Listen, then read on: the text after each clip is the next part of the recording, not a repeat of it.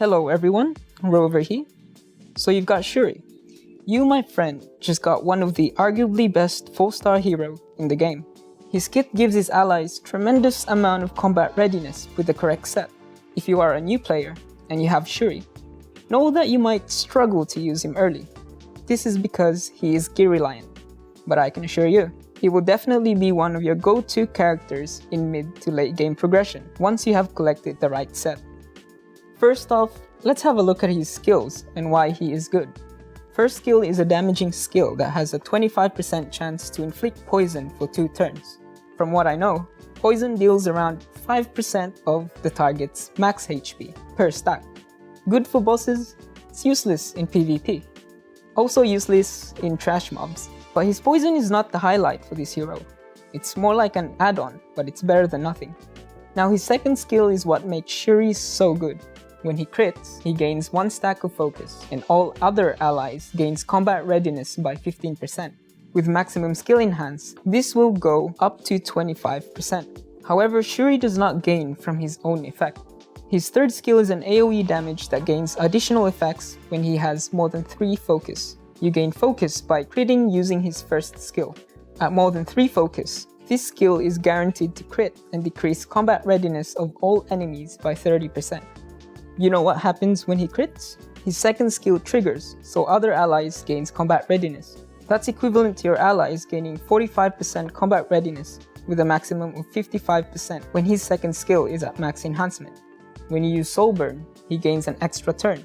This gives him an extra attack. And guess what? More combat readiness when he crits. That is a max total of 50% combat readiness gained and 30% combat readiness lost to your enemies. Now the downside to this is that the cost of Soul Burn is kinda expensive, so I only suggest using Soul Burn when you max enhance his second skill, or if you really need to use it for other reasons. For example, when your team is low on HP and your Soul Weaver is in the back of the turn and you really need that heal. This time you can use it. Pull your allies to the front and push your enemies to the back. By this time, your Soul Weaver will likely be in front of your enemy. Now ultimately, for all of this to even occur, the most important thing is that he needs to crit. And that leads us to the next part, gearing Schuri. Now when gearing characters, gears should complement their skill set and role. In Schuri's case, he is all about supporting his allies to gain as much combat readiness as possible. Speed and crit set are the best sets for Schuri, 4 speed gears and 2 crit gears. But wait, only 2 crit gears? Isn't he all about critting to support his allies? Now when I say speed and crit set, I'm talking about endgame set, where you have picked the right main and substats, as well as maxing your gears. All of the missing crit chance comes from substats of your gears. Speed set is there to alleviate the fact that he doesn't gain from his own effect. You don't need 100% crit chance. In my opinion, that's too overkill. I suggest reaching around 90% crit chance. But if you are working towards that goal and need something easier to use, you can start off by having all 6 crit gears, which gives you a total of 36% crit chance from this set, plus 15% from Schuri's base crit, or 21% if he is awakened. That gives you a total of either 51% or 57% crit chance, and you can then further increase this from substats. A healthy minimum crit chance for Schuri would be around 75% to 80%. Any lower than that, he does start to lose his value. He won't be able to crit as much, hence not triggering his passive. Now let's have a look at possible artifacts that you can use for Schuri. For 5-star artifacts, none of them are actually good for Schuri, but the closest one so far is Song of Stars. Song of Stars gives a 50% chance to mark the target for 2 turns after a single attack. Anyone that attacks a marked target suffers more damage by 15%. At max enhancement, this goes up to 100% chance. Why use it? Well, Schuri's role is between a DPS and support. He supports his allies by giving them increased combat readiness, so why not also give him a support artifact that marks targets for extra damage? Not the best, but not too bad. For 4-star artifacts, Sachet is the best one for Schuri. Even though it got nerfed a few patches ago, it's still viable for him. It complements well with his passive, since Sachet gives combat readiness to all allies by 8%, up to 16% at max.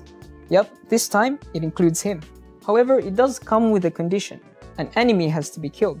The good thing is, your allies can trigger this effect when they kill an enemy, when using his ult at his full potential along with Sachet. It gives a total of 50% combat readiness to other allies while reducing 30% combat readiness to enemies. And if he kills an enemy, everyone gains 16% combat readiness. That is big. The other artifact you can use is Rosa. This artifact increases his dual attack chance by 7%, up to 14%, an additional 30% attack when he performs a dual attack. When a hero attacks, there's a chance that one other hero will attack. The chance of that happening depends on dual attack chance. It's kinda like a tag team.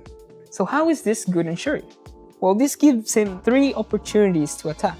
Your 3 other heroes has a chance to trigger a dual attack on Schuri, and if it crits, it triggers his passive. With his base dual attack chance, he can gain up to 19% dual attack. Now there is a team composition that revolves around triggering dual attacks, but it does involve RNG. I won't include that in this video, but it's something that I'll add in the future. For 3-star artifacts, you can use Ranon Memorandum, which gives him more speed, which leads to frequent attacks for his passive. Although this particular artifact is only good at long battles, such as Labyrinth and stages with 5 battles. Labyrinth Cube is another good one. You can use this to bandage the fact that he doesn't gain from his own effect. Ascending Axe is good when you don't have enough crit chance. Best used as a starter artifact for Schuri, which gives him a maximum of 15% crit chance at base level to 30% at max level. Now this leaves us to the last part of this video, team composition and application. Schuri is best used in Rogue and Boss, but struggles to be in his full potential in PvP. This is because he needs to build up his focus to be able to gain the other effects from his 3rd skill. And in PvP, the victor is usually set in 3 turns. Now I'm not saying he's totally bad in PvP, his main job is still there, but having to wait for him to gain 3 attacks is too slow. Schuri can be used in any composition as a 2nd DPS, and is especially good for teams that has low speed and characters who prefers damage over speed, such as Commander Lorena. And that's it for this video. I hope for anyone watching, you gained some knowledge on how to build Schuri. All of these are based on my experience, and if you have something to share regarding building Schuri, let me know in the comments below, and don't forget to like and subscribe. Rover out.